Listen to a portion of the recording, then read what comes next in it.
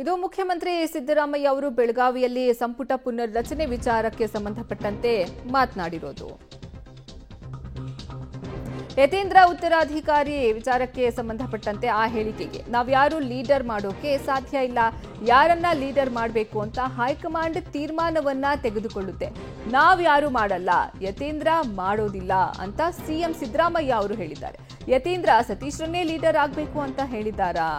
ಬೆಳಗಾವಿಯಲ್ಲಿ ಸಿಎಂ ಸಿದ್ದರಾಮಯ್ಯ ಈ ಪ್ರಶ್ನೆಯನ್ನ ಕೇಳಿದ್ದಾರೆ.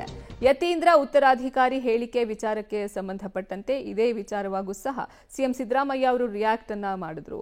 ನಾವು ಯಾರನ್ನ ಲೀಡರ್ ಮಾಡೋದಿಲ್ಲ, ಹೈಕಮಾಂಡ್ ಈ ಎಲ್ಲಾ ತೀರ್ಮಾನವನ್ನ ತೆಗೆದುಕೊಳ್ಳುತ್ತೆ ಅಂತ ಹೇಳಿದ್ದಾರೆ.